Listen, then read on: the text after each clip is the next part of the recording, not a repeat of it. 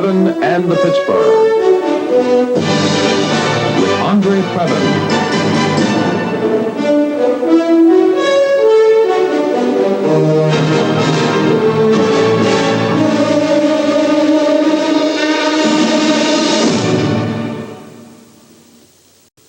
Tonight on Previn and the Pittsburgh, Ella Fitzgerald joins André Previn for a program of song and reminiscence with the First Lady of Jazz.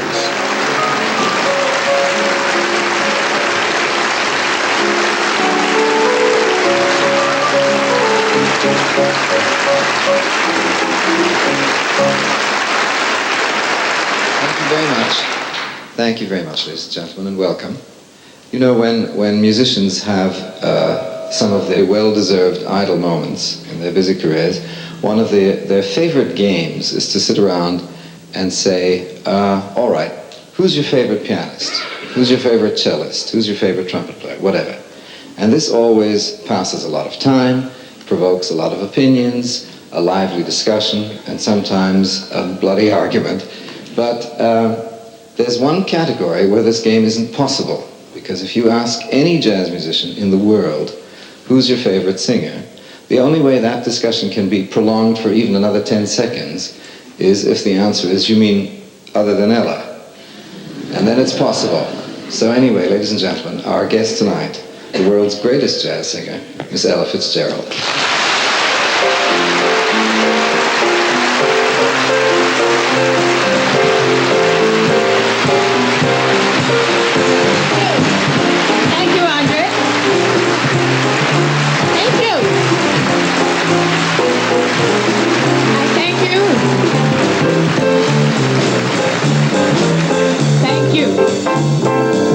Sweet, lovely lady, be good. Oh, lady, be good.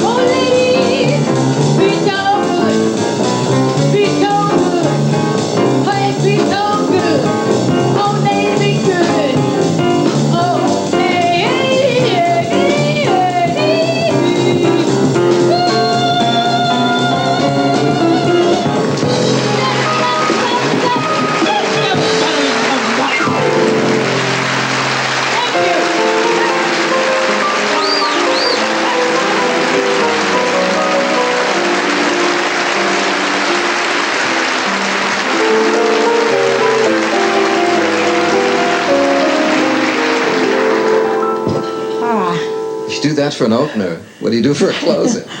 Nothing. I mean, want a glass of water?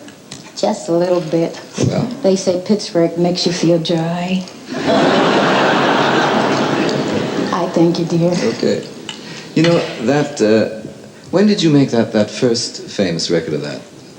The one? When I was on a tour with Dizzy Gillespie, and, you know, all the fellas were jamming, and I wanted to be in with the crowd, with the musicians, and we used to go around jamming, and we played the old it was the Martin Block show. Oh, that all-night show in New York, yeah. And we used to go jam there, and Dizzy got me to stand up with him, and he says, come on in, let's riff, or bop, whatever they want to call it, and we did Lady Be Good, and Decca heard it, and they recorded it, and Dave Garroway, bless him, from Chicago, he was the first one played the record, and it became such a hit in Chicago that we went to Chicago and played 2 weeks at the State and Lake Theater. But I've heard you do it as a ballad, which is sensational because it reminds everybody what a really beautiful tune it is. And I've always thought it was the mark of the few really great jazz players and singers, that the tune becomes the instrument and not the gospel. You know, I mean, you can do anything to the tune. I know you just sat down, but could you do Lady Be Good nice and slow once, just to show, you know, it just looked fascinating, yeah.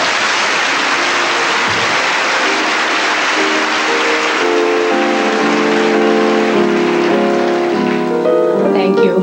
André, I'd like to say, you know, that this was Norman Grant's idea to try it slow.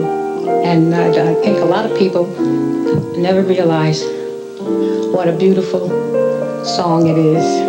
You understand the lyrics this way.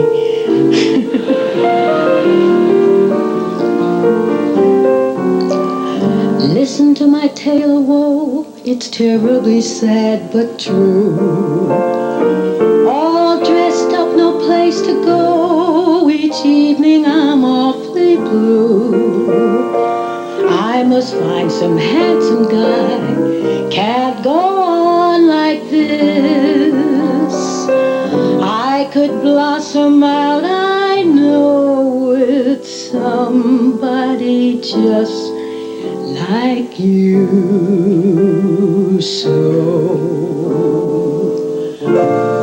oh, sweet and lovely lady, be good. Oh, lady, be good to me.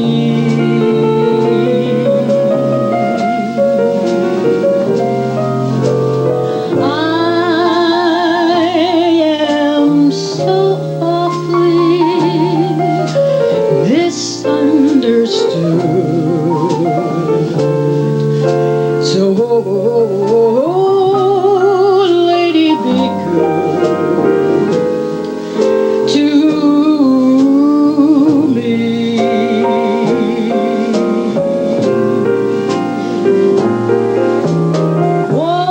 Won't someone please have some pity? For I'm all alone in this big city. I'll I tell you I'm just a lonesome babe in the woods. So, lady, be good to me.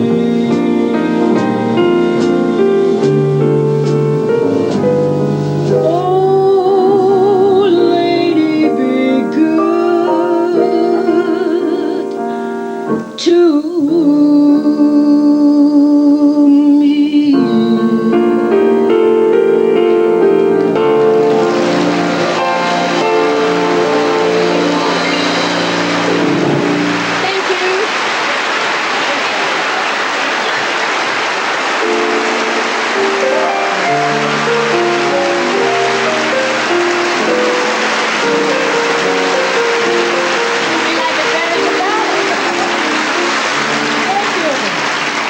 I'd be very hard pressed to say which one I like better, because it's like two completely different tunes. When you said before that you worked with Dizzy's big band and then Basie and then Ellington, was that the chronology? I mean, you went to Basie after Dizzy or the Duke first? Oh, Dizzy first, Yeah. and then we played with Duke, and then we went with Count Basie. I think they both loved music so much that, you know, it was just like to me, it was like a show every night when I worked with Duke, because you never knew what he was going to play, and it was just beautiful. You just sit there. I'd come to work early, and the same way with Basie. There's nobody swings a band like Basie. I'm sorry, I'm just prejudiced. And oh my gosh, you know, you come in early because all you want to do, you don't want to miss a lick, because he's got those tempos. That man can get tempos for you that. Well, I used to love it when I used to go and hear the band a lot, and he would sit and he'd play a few choruses, and I would notice from night to night that it was never the same amount of choruses. So he'd wait until the tempo was absolutely where he wanted it, and then he would do that thing, and the band would come busting in. It was so wonderful. But surely you must have had to do quite different tunes with Basie and Ellington. I mean, discounting the fact that Duke's a great composer. I mean, to go from Dizzy and this kind of thing, and then Basie, did you used to do lyrics to some of his things too? I mean, to some of the famous Basie things? With Basie things? Yeah. Yeah, we made a number of Shiny Stockings. We made an album with Basie. Of his famous. Those things usually started like as April in instrumentals. Paris. You know, I sang along with the band, and I sang one with Joe Williams. And of course, I did an album with Duke Ellington, and that was an experience, because you know Duke always. You never knew what was coming out. And he would tell me, when we recorded, he says, I'll tell you where to come in. And During the record day? During the record day. It was more like, you know, they were playing their charts, but he was going to tell me when to come in and bop or whatever it is. And I never knew where. And he would just point his hand, and I was coming in with the trumpets and everything.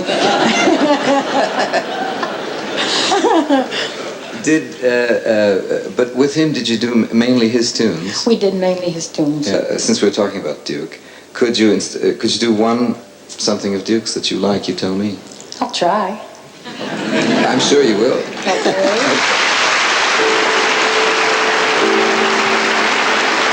Thank you. Thank you. Thank you very much. If you should ask me the amount in my bank account, I'd have to admit that I'm slipping. But that don't worry me, confidentially, I've got a dream that's a pippin'. And when the day is through, each night I hurry to a home where love waits. I know. I guess I'm just a lucky soul, and so.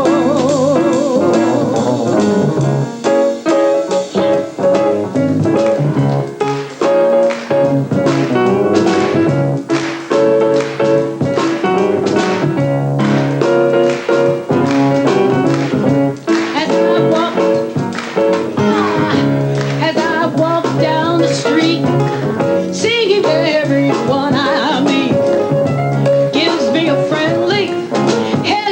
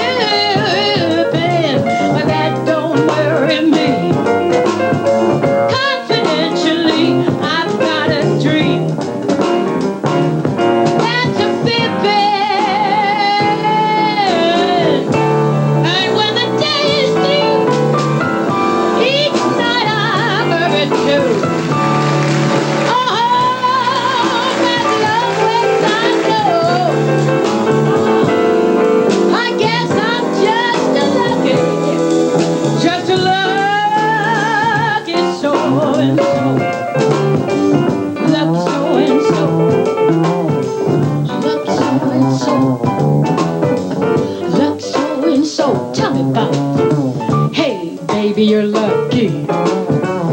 You're a lucky so and so. I'm lucky, lucky, lucky, lucky, lucky, lucky, lucky, lucky. Oh, oh, yeah. I'm lucky, I'm lucky. Lucky so and so. We could go on and on and on, just telling how lucky we are. Yeah, baby, what you say? You're lucky. Hey, baby, you're lucky. How lucky can you be?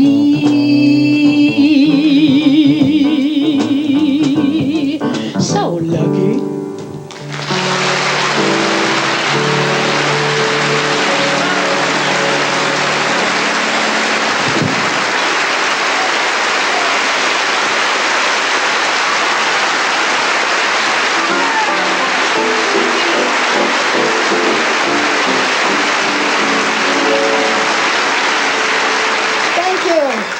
I hope they understood Lucky So-and-so. I know that there's a private nickname for you, Lady Time. Boy, that's good. That's right. Your tempo? That's absolutely right. That's what they call the finger-snapping tempo. I saw everybody. Oh, yeah. You couldn't get it, you couldn't miss it. No, there's still some people who do it on 1 and 3, but very few. Yeah.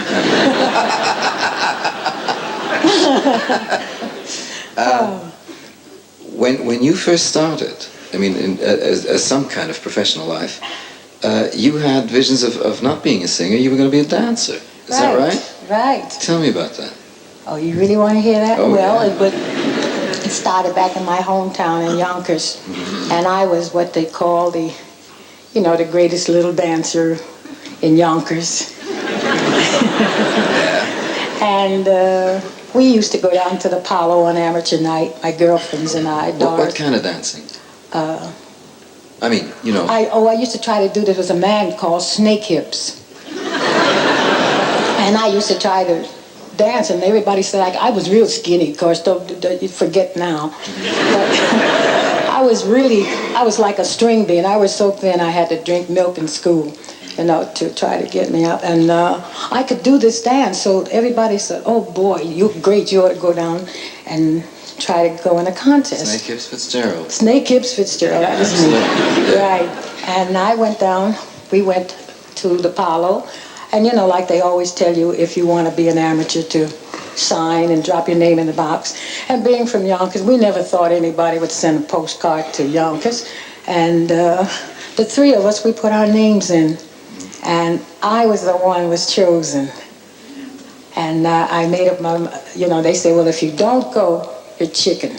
Right. So we went, and believe it or not, I was the first amateur that they called. And there were two sisters who were the dancingest sisters in the world, called the Edwards Sisters. And they were starring at the Apollo. And they closed the show at the Apollo. The Edwards Sisters. The Edwards Sisters. Yeah. And when I saw those ladies dance, I said, no way I'm going out there and try to dance, because they stopped the show. Mm-hmm. And when they closed, that was the end of the show, and then the amateur hour came.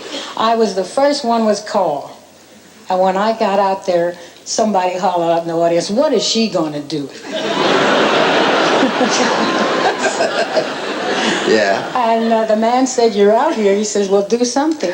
And my mother had a record of Miss Connie Boswell, who I think was one of the greatest singers that ever lived. And she used to play Object of My Affection and Judy. And I got so I had, used to sing it. So the man said, sing something. Or I tried to sing Judy. Now, wait a minute. But you actually thought when you went in the theater that you were going to get up and dance. I was going to dance. But when you get on that stage, it's a different feeling.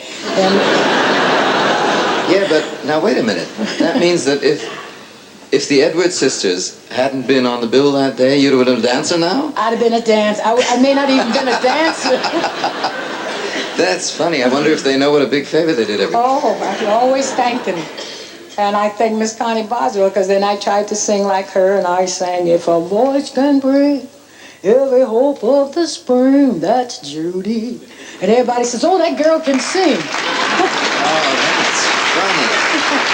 Well, Okay, so there you were, a dancing Connie Boswell imitator, you know. Right. And so what happened? I mean, was there a contest or what? Well, this was a contest. Yeah. Instead of dancing, I sang Judy, and the people applauded so much, I sang Object of My Affection. That was the other side of the record.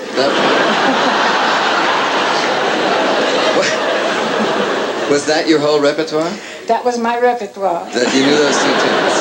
Uh-huh. And I won first prize. Yeah. So then that made me feel like, well, I want to try to be a singer. What did that consist of, first prize? $25. And I felt that, well, let's try it again. And we just went around from theater to theater winning amateur contests. And then finally, the man at the Apollo said he got tired of seeing me. And I was there once, and it was with, back there again, and it was with Claude Hopkins. Yeah. And they wanted me to sing something else, and I had learned Believe It, Beloved. And was that another Connie Boswell hit? No. Good. This was just something coming from me, and I sang. But I was trying to sing on her style, because I didn't have any style. And I sang Believe It, Beloved, and they applauded, and they wanted me to do something else. And Claude Hopkins wouldn't play anything else, so I had to sing the same song over. But I got the week. You got a week out of it. I got a week at another theater, at the Harlem Opera House.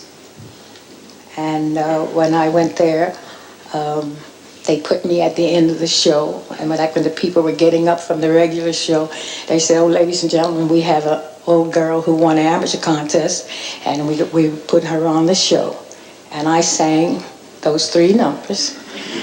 Judy, Object of My Affection, and Believe It, Beloved. Right. Okay. And Tiny Bradshaw's orchestra was there, and I guess it was fate, because I think if I'd lost the contest, I probably wouldn't have kept it up. Or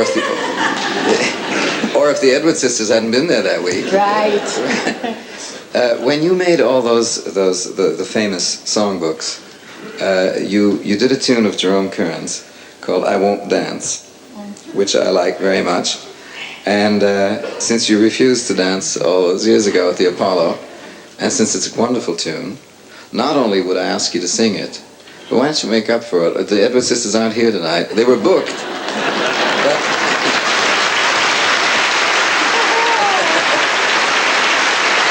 I hope I remember all the words. You want it now? Yeah, I want singing and dancing and the whole thing. I hope I remember all the lyrics.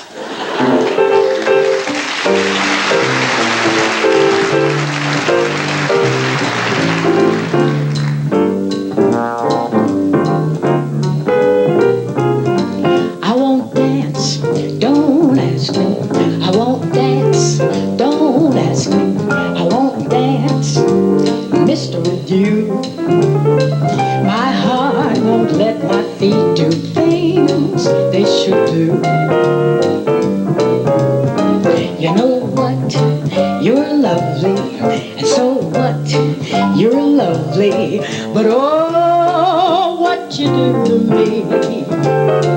I'm like an ocean wave that's bumped on the shore. I feel so, what? At the shore. When you dance, you're simple and you're gentle, especially when you do the continental. But this feeling isn't mental. Heaven rest us, I'm not asbestos, and that's why I won't dance. Why should I?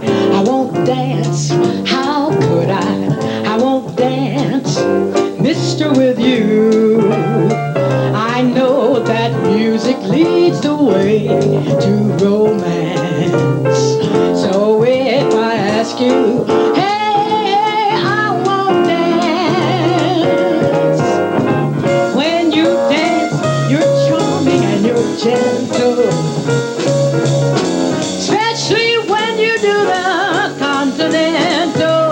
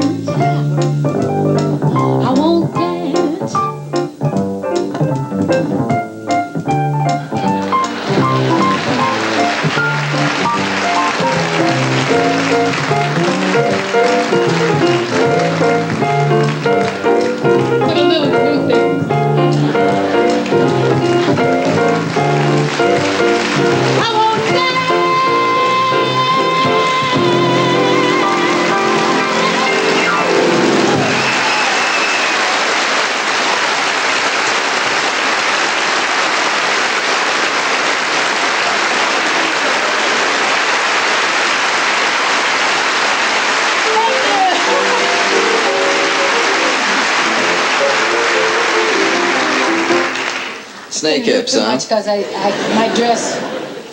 No, Oh. I could see why they You called could you see the snake hips. feeling, Oh yeah, absolutely.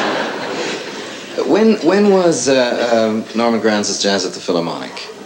I mean, did you go with that right at the beginning of that era? You know, when Jazz at the Philharmonic first started. Helen Humes was singing with the band, Mm-hmm. and I came to see Ray Brown, who later became my husband, and they called me on the stage. Norman called me on the stage, and I jammed, and Those were amazing days. I used to love those concerts, and that was the first time that jazz was ever presented really seriously in concerts for a whole season at a time. You've sung with the most unusual people. Obviously, you sang with Louis Armstrong, but I also heard you sing with Joan Sutherland. oh yeah, Yeah. that was a ball. I bet. Who picked the key? That's what I want. I don't know. I think that's when I learned that I could try to sing "High, High the Moon" or something, because it was hitting notes I never thought I could do. Yeah. May I? Please. I tell you, to my mind, one of the really the greatest artists vocally that I've ever had the privilege of working with is Dame Janet Baker, the great British mezzo-soprano. And I was working with her about six months ago, and we were discussing all the young singers. And I asked her whether she had ever run across anybody with really perfect vocal equipment. And I frankly, at the time, I meant within that field, you know, opera and leader and all that. And she said, perfect vocal equipment. And she thought about it and she said, no, actually only Ella Fitzgerald.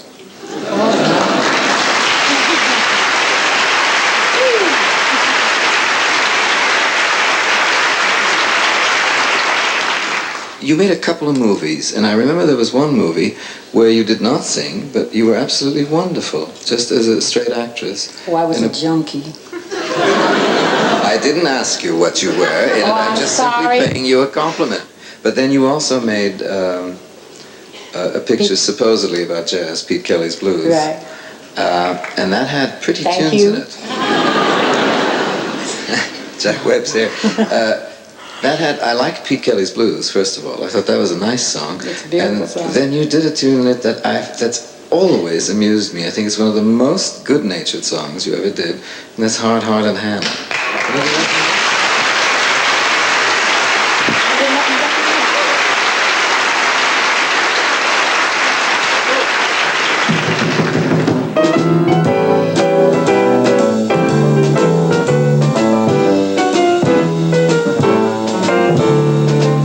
In old Savannah, I said Savannah, the weather there is nice and warm, the climate's of the southern brand. But here's one thing I don't understand. They've got a gal there, a pretty gal there, who's colder than an Arctic storm. Got a heart as big as a stone. Even icemen leave her alone.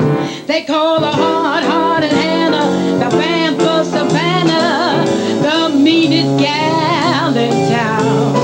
Leather is tough, but Hannah's heart is tougher. She's the gal who loves to see men suffer, to tease them and thrill them, to torture and kill them.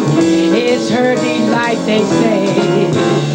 I saw her at the seashore with a great big pan. There was Hannah pouring water on a drowning man. She's hard-hearted Hannah, the vamp of Savannah. G.A. They call her hard-hearted Hannah, the vamp of Savannah, the meanest gal in town. Talk of your clothes, refrigerated bomber. She's the polar bear's pajamas, to tease them and thrill them, to torture and kill them. It's her delight, they say. And evening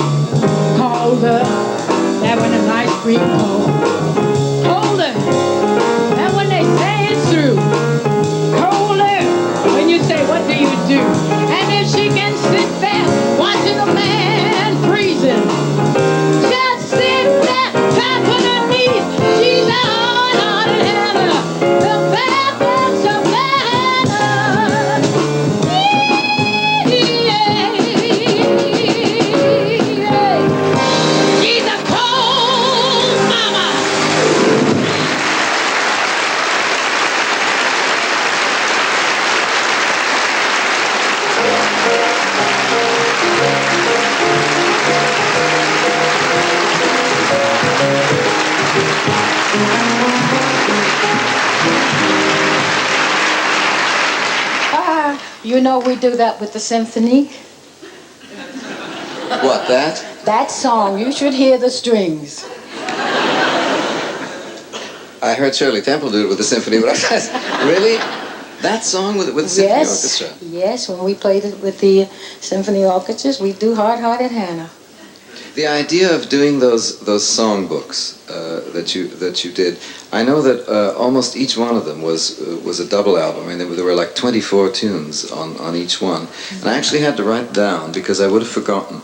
You did volumes and records of the songs of Irving Berlin, Cole Porter, Rodgers and Hart, Harold Arlen, Johnny Mercer, Jerome Kern, Ellington, Frank Lesser, Harry Warren, and they all had individual, either single or double albums. Well, first place, André, I give credit to that to Norman Granz. He felt that I was singing so much bop, and people were beginning to feel like, well, does she really sing anything?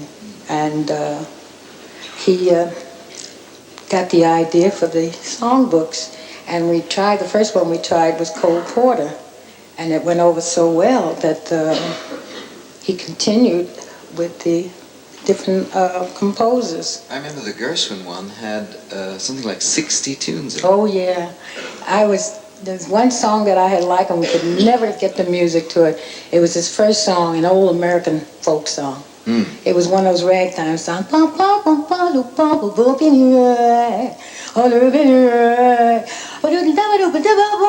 know.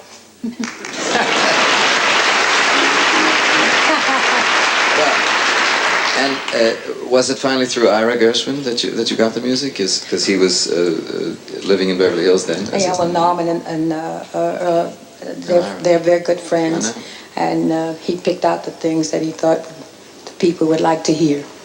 Because I mean, I talked to him after that album was made, and he was so floored by it, you know, and the amount of work that went into it. Because those were beautiful also, you know, the whole look of the albums was absolutely wonderful.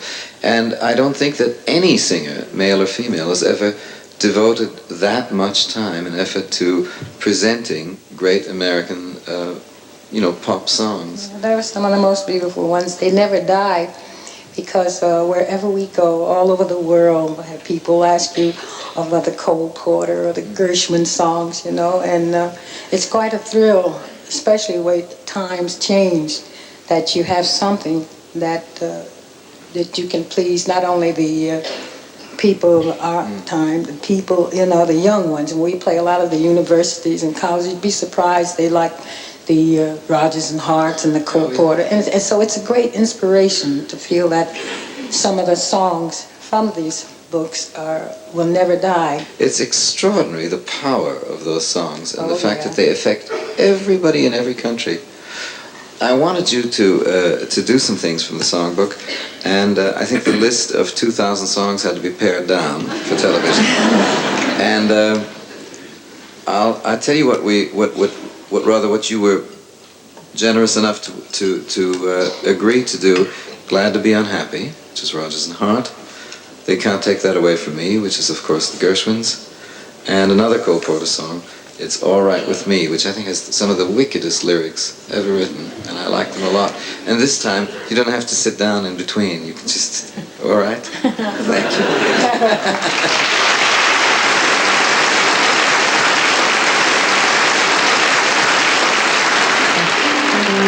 Thank you.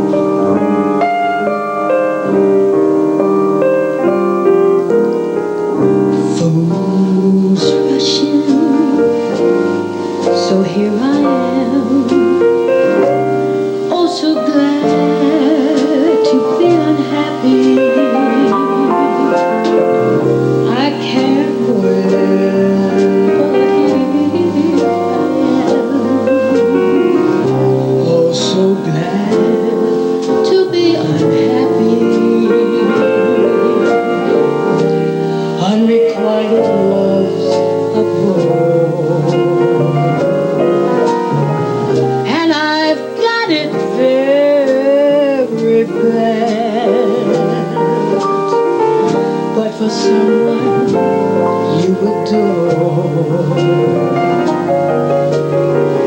It's a pleasure to be sad, like a little baby lamb, with no mammy and no pappy. I'm so unhappy, but oh, so glad. I'm so unhappy.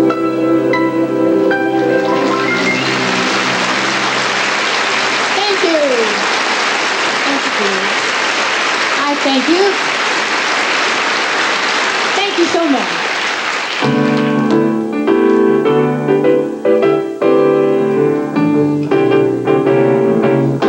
The way you wear your hat, the way you sip your tea, the memory of all that. No, no, they can't take that away from me. The way your smile just beams, the way you sing off key, the way you haunt my dreams. No, no, they can't take that away from me. We may never, never meet again on that bumpy road to love. Still, I'll always, always keep the memory of the way that you hold your knife, the way we danced till 3, the way you changed my life. No, no, they can't take that away from me.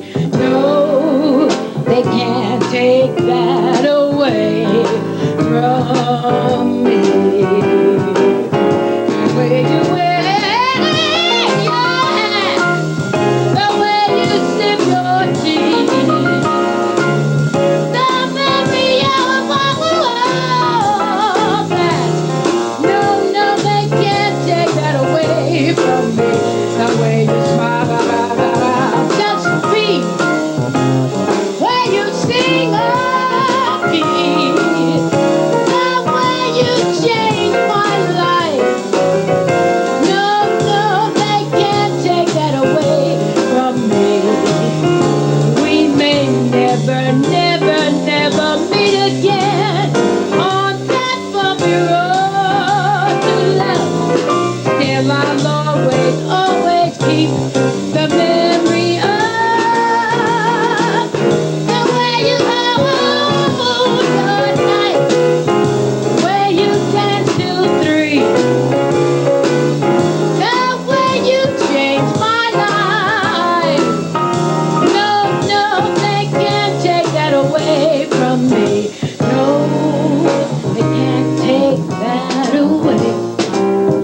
No, they can't take that away.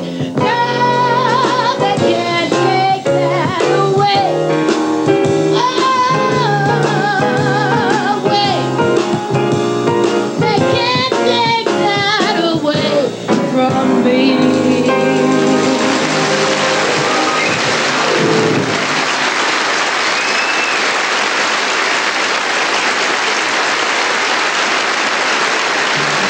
Thank you. I thank you. Big noise came from it when I got. Big noise went right out again. That's all you get. Ooh, noise. It's the wrong time and the wrong place. Your face is charming, it's the wrong face. It's not his face, but such a charming face that it's alright with me. It's the wrong song with the wrong style. Your smile is lovely, it's the wrong smile. It's not his smile, but such a lovely smile that it's alright with me. You can't know how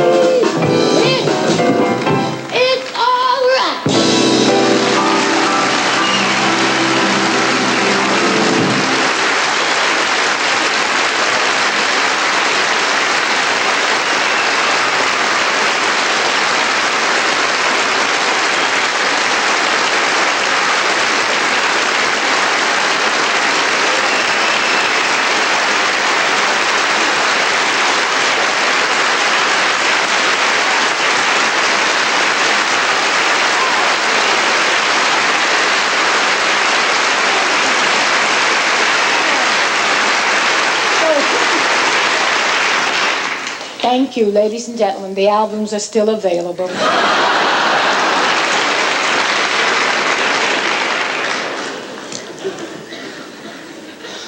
That's wonderful. That's just wonderful. My throat was getting dry near the end, and I knew I wasn't going to make that note. You know that orchestras tune by having the oboe play an A because it's supposed to be the most faultless note of the instrument, to tune to. And I think if you had the time, if you could run around and sing an A, we'd all tune to it. It's perfect.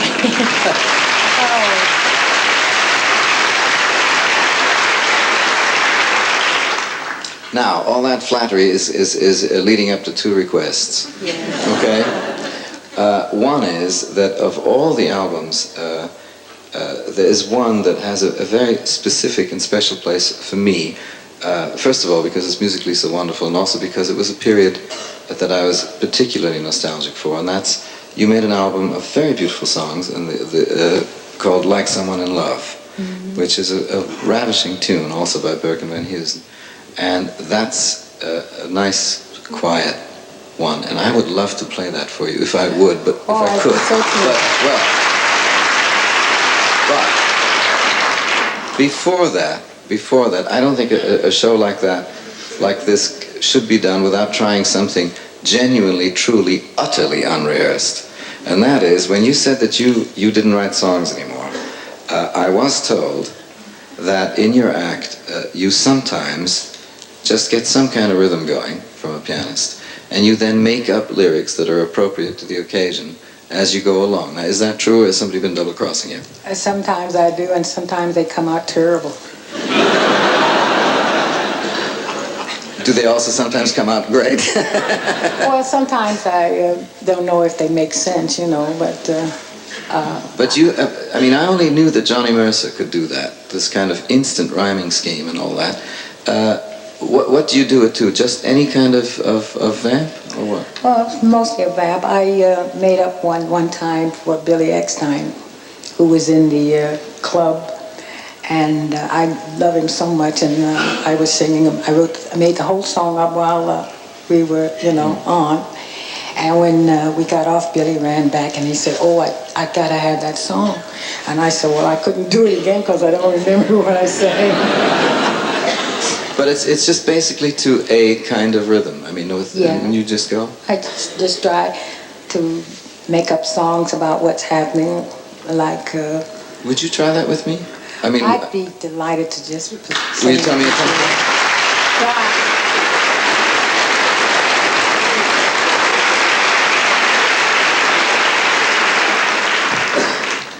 Here goes. Good luck.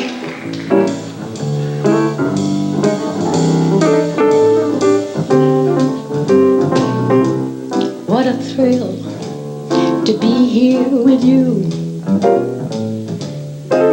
I can't tell you how I love you, I do. André Previn, you wrote some praises songs, and I sang one, but you told me tonight, forget it, tag along. Now, all these people who came out tonight, you made it such a beautiful, such a wonderful, such a crazy, you're out of sight. I love you madly, I love you madly, love you gladly. What can I say? Today, it's been a ball. Working with you, it's been a ball. Singing for you too. We hope you enjoyed the way we sung. Some bop, some everything we swung. Few ballads in between. Well, you know what I mean. There's some people who like bop. There's some people who like ballads. There's some people who sing the blues. And I try to, maybe I messed them up, but I tried them. Maybe you guessed them up, but they were from my heart.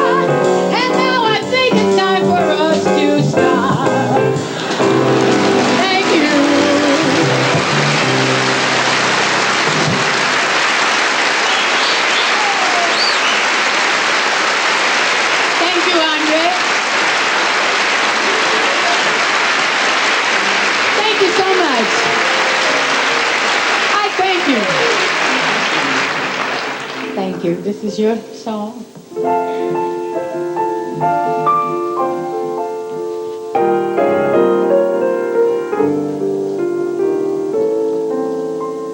Lately, I find myself out gazing at stars, strumming guitars like someone in love.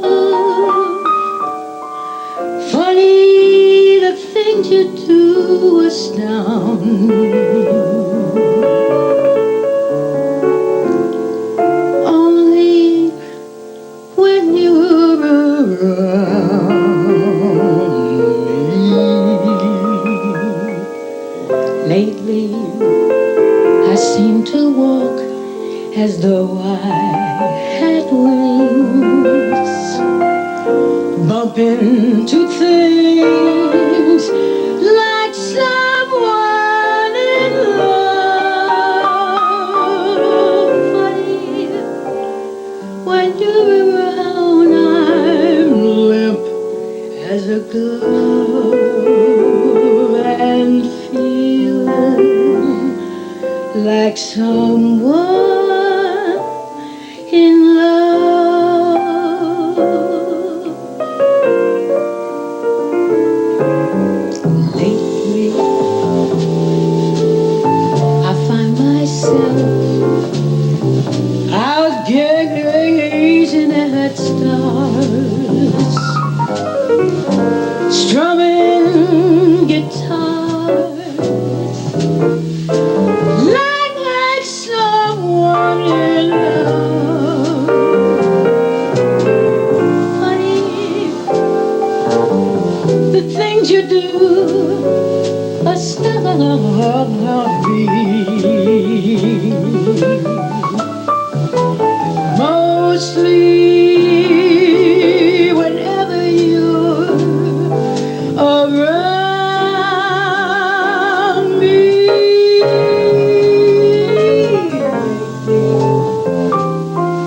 I seem to walk as though I had wings,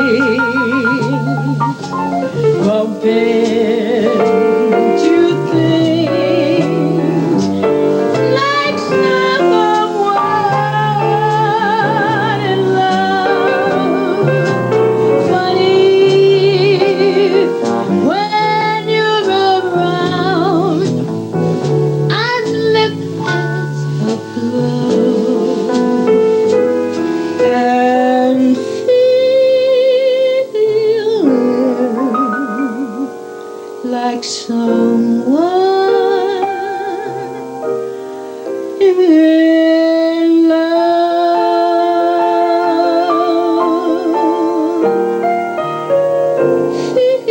Feeling like someone in love.